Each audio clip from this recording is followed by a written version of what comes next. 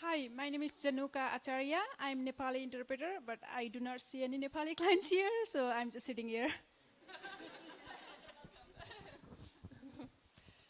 All right, well, thanks everybody for coming tonight. My name is Jess. I'm a member of the Vermont Workers Center, and I'll be facilitating our speakers this evening. So we're here today because healthcare is a human right. Healthcare is like air, it's like water, food, a place to live. It's something that we all rely on and we can't live without. But today in Vermont, tens of thousands of people aren't able to access the care that we need. So I got involved in this campaign back when I was a nursing student, a time when I was learning how to give medical care that could save lives, but at the same time, seeing people unable to access that care due to the high costs of our insurance-based system. And working as a nurse in our community today, I see more and more people delaying care because of high deductible insurance they can't use and they can't afford their medical bills. So anyone here today know someone who avoided going to the doctor because of costs? Yep. What about someone who went into debt to pay for medical care? That's right. So our health care system is in a moral and human rights crisis. So we're here today to hear from members of our community about how that crisis is affecting us and what we can do together to solve that problem. So the program today is we're going to watch a short video and hear from a number of community members and end with a song. And please stick around after to share a meal with us. Just a couple of logistical things. Reminder that bathrooms are behind you, kind of behind that wall there from either direction. Meg is helping with childcare back there. Give her a hand. We appreciate you. And a reminder that children are welcome in this space and that children are not in the way, they are the way. Yeah.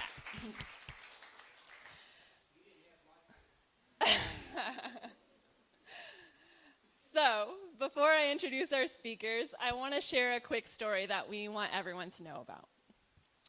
So 8 years ago, in 2011, Vermont became the first state in the nation to pass a law establishing a universal healthcare system that had Medicaid as the foundation. That law, Act 48, says that healthcare should be treated as a public good, like our schools and our fire departments, paid for by taxes based on what each of us can afford. Vermont passed Act 48 because thousands of people organized, marched, spoke at forums just like this one, and produced the confidence necessary for elected officials to do the right thing, to treat healthcare as a human right. That political courage didn't last. Even though 9 out of 10 Vermont families have seen higher incomes and better health care, in 2014, the politicians in Montpelier gave up on universal health care. Actually, gave up isn't the right phrase. They gave in. They gave in to pressure from the health insurance industry, the big hospital networks, and the wealthiest people in our state who didn't want to pay their fair share. Poor and working people can't only rely on politicians to fight for our interests. We need to get organized to fight for what we need on our terms. This is about poor people having a voice, and that's why we're here tonight. Who's with me? All right. So the first people we're going to hear from tonight are Vonley and Liana, who were instrumental in organizing a march in Barrie this June called the March for Medicaid, which is an important step forward in the healthcare justice movement in our state. But before I introduce them, by show of hands, is there anyone here who relies on Medicaid, also called Green Mountain Care? Yeah. Or have kids that are covered under Dr. Dinosaur? Yeah. Well, you're in good company. 1 in 3 in Vermont relies on Medicaid, and including half the kids in Vermont relying on Dr. Dinosaur. And although it's not perfect, because millions of people in this country are excluded from Medicaid due to immigration status or other hurdles, it's a critical foundation to start from. something we can count on in a world of low-wage jobs, rising housing costs, and other economic challenges. But the problem is that may change. In the past year, hundreds of thousands of people across the country have been kicked off of Medicaid after their states imposed work requirements as a condition of getting health care. So if we don't organize now to defend Medicaid, we could be in the same boat here in Vermont. But some of you may be thinking, well, I'm not Medicaid. What does this have to do with me? So those of us who have plans on Vermont Health Connect or through our employer know that these plans are becoming less affordable, cutting further into our paychecks year after year. The private health insurance system is a sinking ship, and our public health care programs like Medicaid, Medicare are a life raft right in front of us. So the powers that be understand that Medicaid is the foundation for states like ours to build a high-quality healthcare program that guarantees healthcare for everyone, and that scares those who are profiting off of our health. So that's why we're organizing to protect and expand Medicaid. So let's have a hand for our March for Medicaid speakers and start off with this video about our march. Thanks.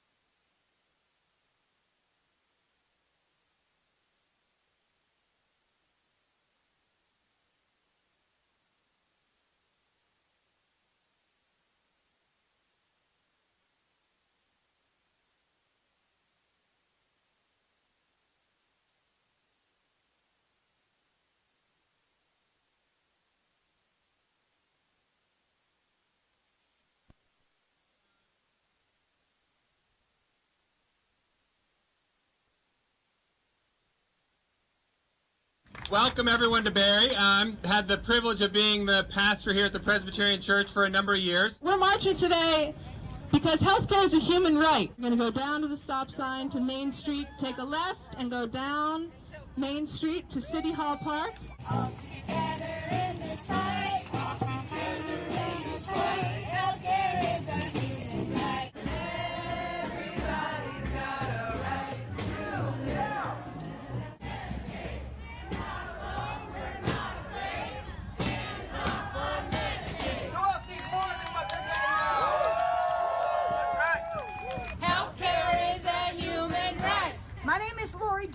And I'm a homeless person. Without my Medicaid, I would not be able to have my defibrillator checked every 3 months. And that is the reason why I fight for Medicaid. Can I have all the teachers in the audience raise their hands right now? I've had a long, lengthy battle with cancer, in which I heavily relied on the Medicaid system. Mi nombre es Miguel, soy trabajador de la industria lechera del estado de Vermont. Soy parte de la comunidad y parte de Justicia Migrante. I wouldn't be able to afford my anti-diabetic medication or anything else if it wasn't for Medicaid. Having to choose between basic staples of living, health, and psychiatric care is a tightrope that no one should be forced to walk. We're going to fight for our right to housing, to food, to clean air and water and dignified work. There's 140 million people in America who live below the poverty level. If we band together and we let them know we're not going to be silent anymore, that we deserve to live and we deserve to have a decent life, that's not too much to ask for with all the money that this country has.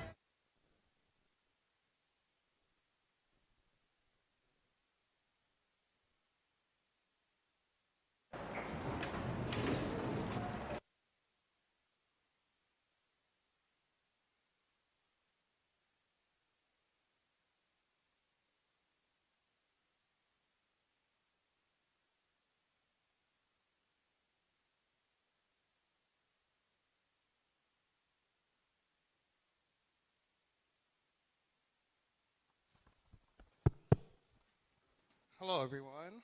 My name is Volney Gordon. I'm from Washington, Vermont. And I almost didn't live to see my 34th birthday because the health insurance, I didn't make enough money to pay for my health insurance. I was diagnosed with liver cancer in 2013 and battled with it for 5 years, losing so much in the process. 5 years is a pretty long time to wrestle with the type of cancer that I had as early as was spotted, and that's due to the lack of quality treatment with the health insurance tier I was under, and lack of rest and recovery time because I never had a chance to stop working. Once I was able to reclaim my health, the only thing on my mind was trying to make sense of and change the current health insurance system. Quality healthcare is something that should exist outside of the rules of capitalism and trade. It's completely disgusting to think that there are people out there that believe that putting a price on a human life is an acceptable source of income. I joined the Vermont Worker Center and their Healthcare is a Human Rights campaign as a way to organize and support peoples affected by the health industry's war on the poor. We shouldn't have to beg the wealthy for our lives. When I first got involved with the Worker Center in Barrie, they were in the process of planning their March for Medicaid, and I was still trying to find my place in the movement I felt strongly about. I knew something had to be done, and I was tired of just sitting on the sidelines and being angry.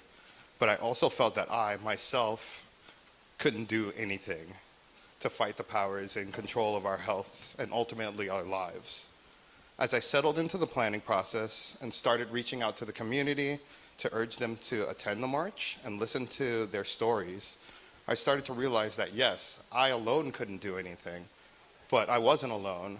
All of us affected by the crisis in some way, shape, or form, and together we have more power than those who would see us suffer could ever have.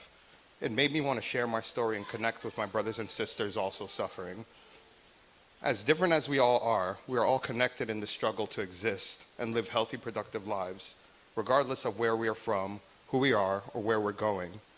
The march really helped me to understand how important it is to organize and educate our people. From the outreach we did in preparation to standing with my allies and sharing my story at the march, and even sharing it right now with you. The work of coming together has really put into focus both the urgency of our situation and the power of our class. They, the people with money, aren't going to give us the change we need. They want us separated by all forms of division, race, nationality, religion, political affiliation, and any number of things. They know that if we come together, we can accomplish anything. We are the workers. We are the makers. We are the people that make this world, that power this world. We have an obligation to our children and their children to fight for that change, no matter what it takes. And the first step in that fight is coming together under one banner and casting aside all difference and fight for what's important and what's right. Healthcare is a human right.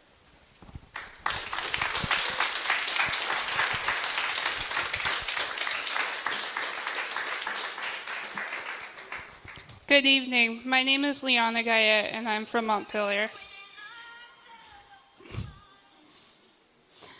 I'm on Medicaid. It provides transportation to doctor's appointments. It helps me get home, health and hospice, and the prescriptions I need. If Medicaid was cut, I wouldn't get these services, and I would probably be on the streets. I joined the Worker Center because my mom got me involved. I was there when we were picketing the Green Mountain Care Board to stop insurance rate increases. Listening to people talk about their healthcare stories, it opened my eyes seeing the connection to myself and other people. I am here to talk about the March for Medicaid we did in Barrie in June. We are trying to get universal health care, which means free health care for everyone. We get people involved with the march by going door to door and getting people involved that don't have insurance or can't pay the insurance, such as no income or homeless people. I had never been to a march before. The day of the march, there was a lot of people, many of whom who have never marched before too. Some people shared their healthcare stories and what it was like to deal with insurance. It felt really good to march down the streets of Barrie. I think we got a lot of people involved. We saw people from all walks of life, homeless folks, low-income folks, people from different churches, teachers, nurses, family, kids, and people from all over the state coming down to march with us. It was a good start, but we have more work to do. There is so many people we need to speak to and get them out there. That's our job, to spread the word. The more people we organize, the better, because it is going to take all of us. Now we have all these people who have never marched before, who know how to organize. Now, if our rights are under attack, or when we need to fight for something, we know what to do. We are connected and we have each other's backs, and we're growing. As you listen to our struggles with healthcare tonight, we want you to remember that you're not alone and you can join us too. Thank you.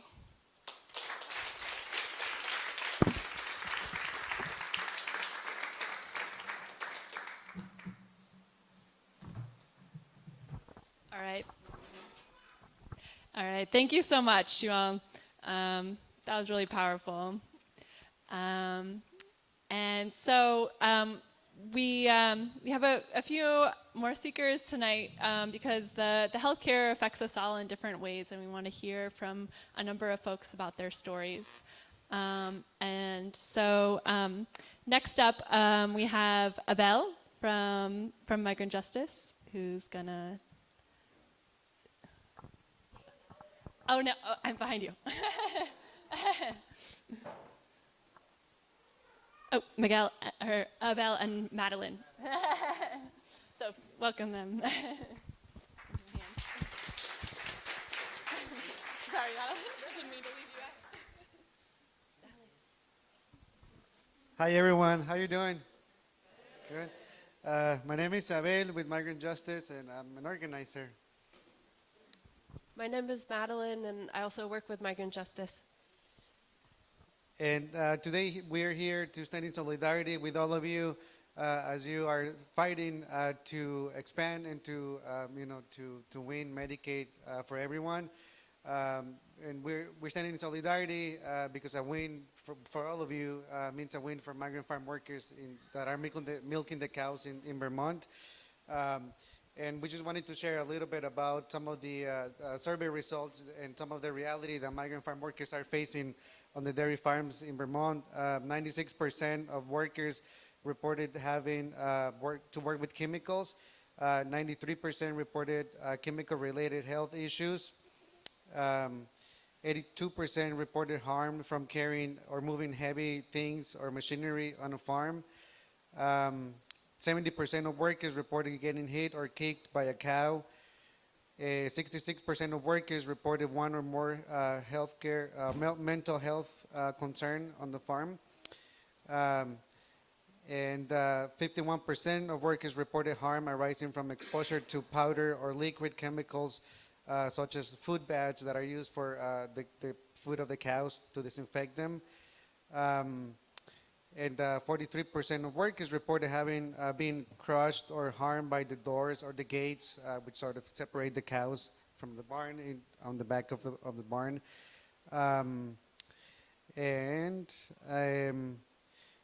Yeah, 13% of workers reported contracting diseases transmitted by cows and other things. And so, I mean, this is just like a few of the numbers that we wanted to share about the reality that people are facing.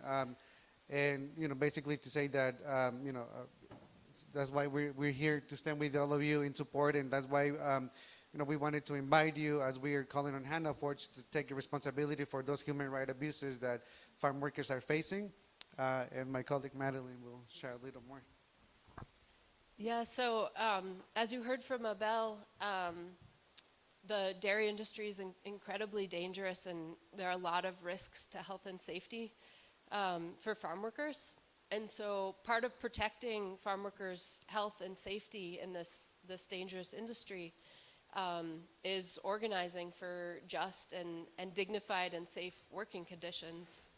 And so farm workers have been getting organized as well for many years, and have created the Milk with Dignity program to ensure just and dignified and also safe conditions on dairy farms in Vermont.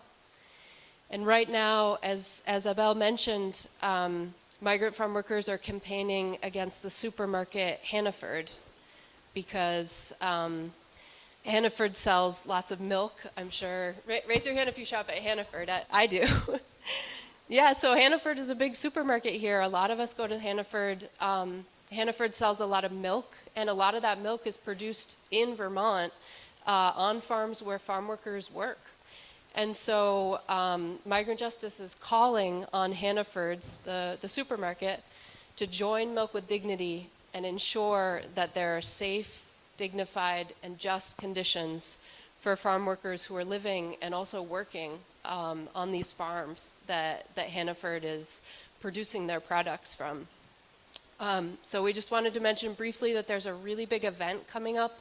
Farm workers are organizing a national day of action for November 2nd.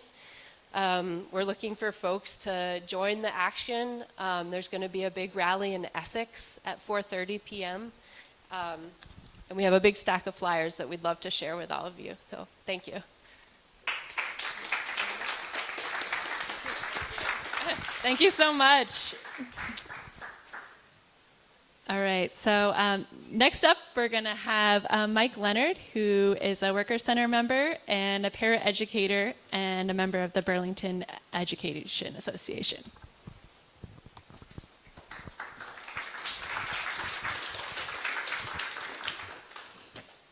Hi everyone, as Jess said, my name is Mike Leonard. I live in Colchester. I am a Vermont Workers' Center member. I'm a one-to-one paraeducator at Burlington High School in my 4th year.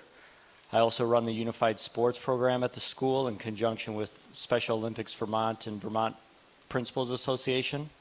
I recently took a 3rd job at the school, opening classrooms and collecting attendance for adult learning courses on Monday nights. My wife is a 3rd grade teacher at JFK Elementary in Winooski. She is National Board Certified, currently taking graduate courses, an active member of Black Lives Matter Greater Burlington, and one of the most dedicated educators I've ever met. We have experienced the maddening healthcare system in Vermont. We did our best to navigate the inadequate, understaffed Health Connect for a year, only to receive a nearly $6,000 tax penalty the next spring for reasons we still don't understand. As educators, it is currently more cost-effective to enroll in single coverage policies via our respective employers. I am also the lead negotiator for the Burlington Education Association Paraeducators Bargaining Unit, and am currently preparing, along with my 3 colleagues, for the next bargaining session. Last year was my first in the role, and our team settled a 1-year agreement with the school district. As many of you might know, we will not be negotiating health care at the local level this year. Due to state legislative action, all public school employee unions, Vermont NEA, AFSCME, are now represented by 1 bargaining unit and currently in negotiations for health care with the Vermont School Board Association. This entire process is too much to go into here, but I encourage people to follow the proceeding through Vermont NEA's website and other sources. The Vermont School Board Association's tactics certainly display the vitriol for entitled public sector employees held by many smear tacticians in politics and media. As a BEA representative, I've heard dozens of accounts from Burlington paraeducators who have gone without vital medications, delayed treatments and appointments, received medical bills in the thousands of dollars, and waited for months on end for reimbursements through the health reimbursement account. Those with families on their plan are taking home barely, if any, money each pay period due to insurance costs. Our local was one of dozens across the state that dealt with a third-party provider fiasco when future planning associates neglected their responsibilities, realized they were completely over their heads, broke their respective contracts with districts, and left thousands of educators in limbo as to where accounts stood, whether prescription debit cards would work at the pharmacy, and what manner of recourse was available. DataPath took on this mammoth task and should be given credit for, at the very least, emerging from the morass. Their task is not yet finished, and it certainly hasn't addressed the broken healthcare system as a whole. I could say a lot about Blue Cross Blue Shield's filthy role, but that would take way too much time. I speak tonight as a union member who currently has the privilege of healthcare. Yet I and most of my colleagues are in the same position as countless Vermonters who actively avoid the burdens of utilizing the healthcare system. Too often, however, public sector workers and communities are pitted against each other. I fully believe that unions should be demanding the enactment of Act 48. We should be paying attention to the Green Mountain Care Board, campaigning against Blue Cross Blue Shield, and all the entities that profit off of our well-being. I know from experience that much internal work is still needed within our ranks. Still, I'm encouraged and grateful to be part of the struggle with all of you. Healthcare is a human right. Thank you.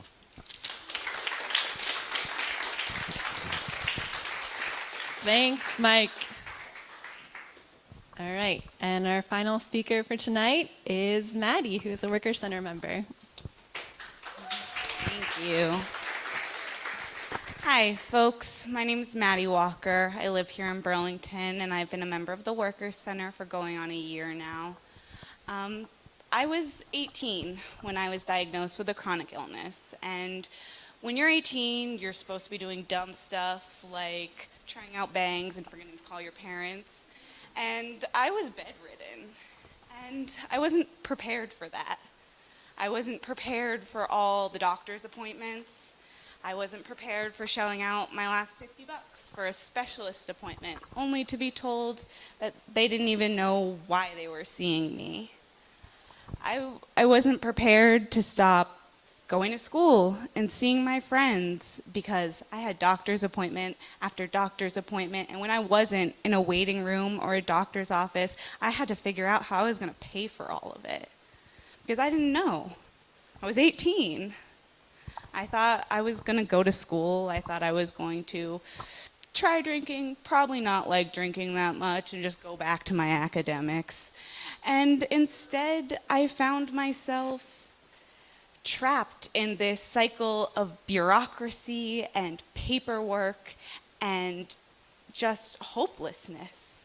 Just feeling like I was completely by myself. Not even by myself through all the physical symptoms, because no one can share your body with you and no one can feel your pain with you, but I felt abandoned by the system. A system that was supposed to protect me and take care of me. The system was draining my parents' bank accounts and leaving me bankrupt. And despite my parents' insurance, the bills piled up. And then we lost our insurance. And I never even thought about insurance before I got sick, you know? Something my parents had, some things I inherited because they worked. And that was great. And then I found myself thousands of dollars in debt with treatments I needed and no way to pay for them. And I felt abandoned. I fought to get my health insurance back. I tried to find a job that could take on someone who could barely stand up for an hour without feeling like they were going to faint and still want to pay me enough money to pay for the care I needed. I finally got accepted to UVM in the fall and was given the opportunity to get my health insurance through the school. But I had to take out loans to do that. I had to add to this already growing pile of debt that I can't even think about because honestly my heart won't stop racing. And I came here today. I came here today to share that story with you because they asked me to share my healthcare story. But the more I think about it, the more I realize it's not my healthcare story. It's my mom's healthcare story because she had to pull out her retirement early in order to help me pay my bills. It's my partner's retirement story because on our second date, I had to tell him not to call an ambulance if I passed out because I just can't afford it. It's this community's healthcare story because I'm a product of this community and the care we show each other. Healthcare is my right. Healthcare is our right. Healthcare is a human right.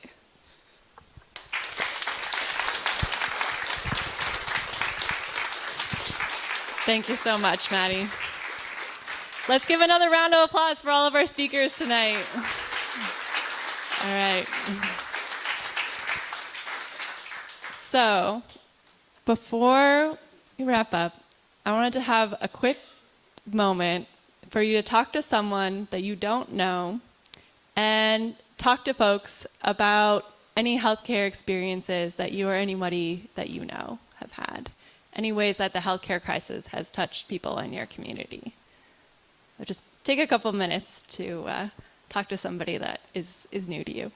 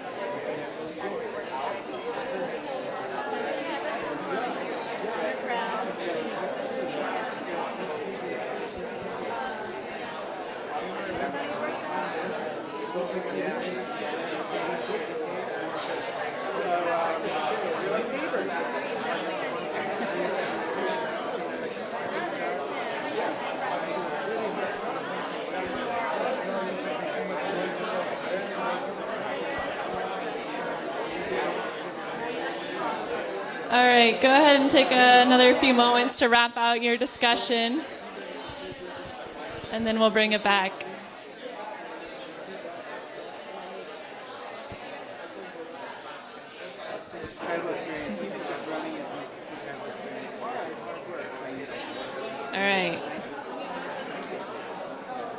So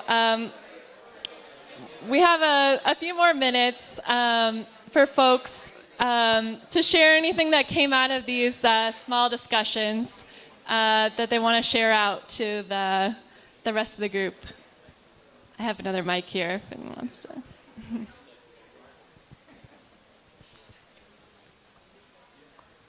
Anybody got one?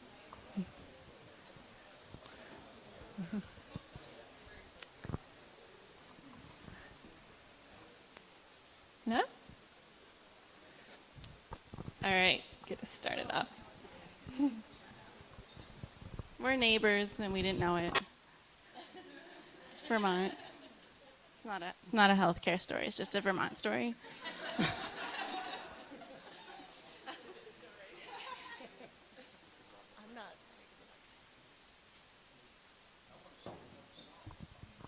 All right.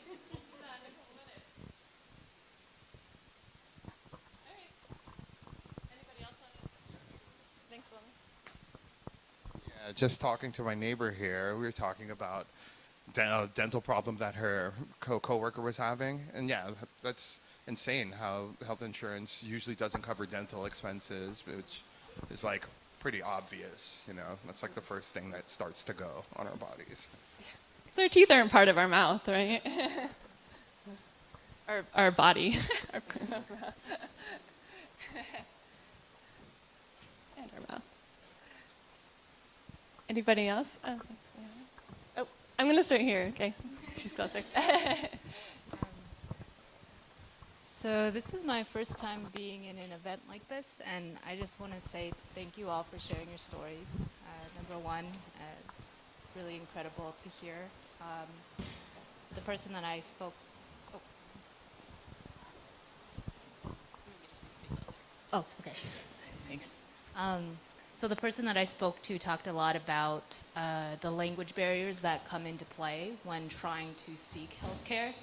And reflecting upon that, it makes me think a lot of how many challenges there are to prevent people from, one, receiving healthcare, but also just receiving the chance to even get a personnel who's educated, and one that's in the language, too, that they come to this country with. And I also, I'm also really moved by that, just because I think it talks a lot, it puts into play a lot of the social constructs that get in the way of receiving basic human right care. So that's something that really made me think. So thank you for sharing your story. I was sharing with Mike that one of my friends walked the interstate at night in the breakdown lane and got hit by a car. And he went to Dartmouth. They took him out because he didn't have health insurance. So he tried going to Fletcher Allen here in Burlington, and they wouldn't accept him because he didn't have insurance. So now he's at a friend's house in Winooski, figuring out how he can deal with the pain, because he came out with 5 broken ribs, a broken arm, and a broken leg. So he's trying to deal with the pain without medication.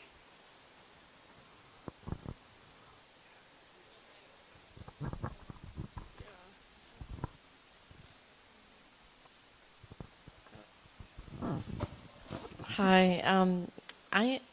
When I was talking with Jordan, I was telling like my healthcare story from 15 years ago, and then I have another one now, and Jordan has one. And what has struck me is the whole like divide and conquer thing is so, there's a purpose for that, and it is not an accident that I have access to healthcare that's different from Liana, that's different from you, that's different from you. You know what I mean? It's like, why? Well, we're all humans, and like, why? We should just all be able to have the same, not some kind of crazy deductible that this person meets, or this person has no insurance, or this person, you know, it's like, that stratus is just crazy.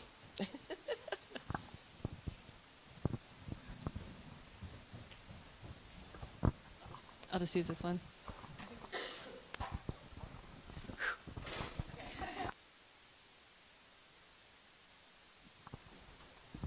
All right. So who's ready to organize to build a movement for the right to health care and our human rights? All right. Woo! It's great. So I want to share 3 steps on the road ahead towards healthcare justice. So first, we need to take action to highlight our real opponents, the institutions and individuals who profit from our unjust healthcare system, people who are dividing us up into different health insurance programs like Amy is saying, the health insurance companies, the pharmaceutical companies who are profiting off of drugs, and the big hospital networks that send us into debt and stand in the way of everyone getting health care that we need. So we're going to be doing actions moving forward to be highlighting these healthcare profiteers. So keep an eye out for that in the coming winter and spring. So because we can't let these people fly under the radar and these companies fly under the radar anymore. So second, we need to make it clear to the powers that be that our rural hospitals and clinics exist to serve our communities, and we'll fight to keep them open if necessary. So this year, our public officials allowed Springfield Hospital to shut down its birthing center and declare bankruptcy, at the same time that UVM Medical Center unveiled an almost $200 million new wing. It's morally wrong for our public officials to treat a hospital like a business and shrug their shoulders if they don't turn a profit. So we're committing here to keep our rural hospitals open so that everyone in our state can have access to the health care that they need. So third, we need to demand that our elected officials walk the walk and address the health care crisis in our communities. So we have materials on the table back there that includes our 2020 Healthcare as a Human Right Policy Platform and Pledge, which lays out some concrete steps for elected officials. The last legislative session, we were able to expand the adult Medicaid dental benefit, which was an important step, but not nearly the scale of change that we need to address the healthcare crisis that we have. So this January, our lawmakers will face the question of whether to increase Medicaid funding for home health care and community-based services. Well, there are thousands of low-wage workers who care for our elders, those of us with disabilities, and other vulnerable members of our community. So when Vermont votes to raise the minimum wage, and by the way, who thinks that we should raise the minimum wage here? Yeah. We need to make sure that we're raising everyone up together and not leaving anyone behind. So we also need more public officials to come out in support of implementing Act 48, Vermont's universal healthcare system. There are too many people in Vermont, or in Montpelier, who say all the right things but can't commit when it comes to implementing a policy that would benefit 9 out of 10 of their constituents. And we need to ask our representatives, which side are you really on? Are you on our side, or are you going to keep giving in to the people at the top? If you're on the side of poor and working people, then prove it. Take a stand and fulfill the promise of Act 48. So that's a snapshot of the road ahead.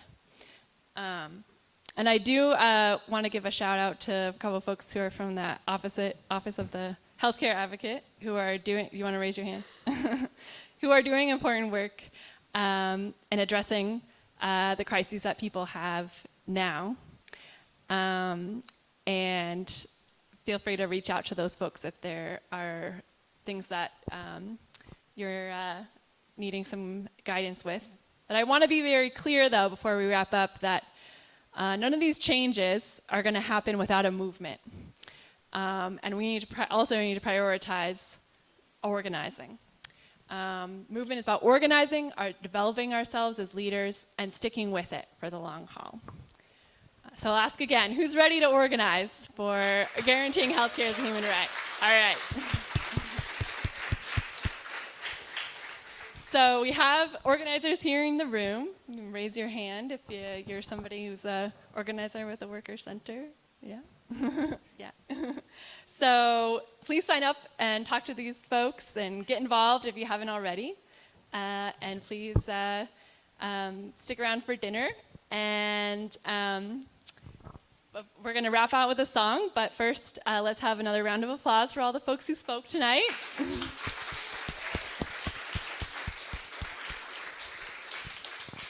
And I'm going to ask Keith to come up and help me with leading a song.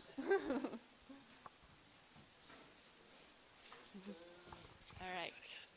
Everybody has a right to live. Yeah. Okay. So, the song called Everybody Has a Right to Live, and can join in, get in where you fit in, and we're going to start. Should we speak it first? I think we should just start. Great. Yeah. Everybody's got a right to live. Everybody's got a right to live. And as we march side by side, we're fighting for our rights. Everybody's got a right to live. All right, let's sing that one again. Everybody's got a right to live. Everybody's got a right to live. And as we march side by side, we're fighting for our lives. Everybody's got a right to live. Everybody's got a right to live. To live. Everybody's got a right to love. To love. Everybody's got a right to learn. To learn. Everybody's got a right to breathe. To breathe. Everybody's got a right to live. Everybody's got a right to live. And as we march side by side, we're fighting for our lives. Everybody's got a right to live.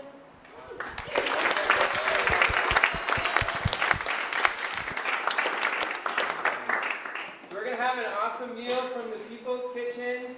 Stick around. Folks are going to be serving in 1 second, I think, right back over there. Maybe we'll invite people up to